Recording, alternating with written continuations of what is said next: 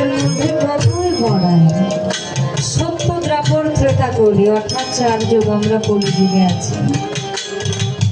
সে আমাদের মাঝে আমাদের মধ্যেই বসত। আমার গান অনেকের ভালো লাগে না, কেন লাগে না আমি তাও জানি, শুধু বলতে পারবো। কিন্তু আমাদের আদি যে লালনের ভাবটা ছিল সেখানে কি এটা ছিল? আদৌ ছিল?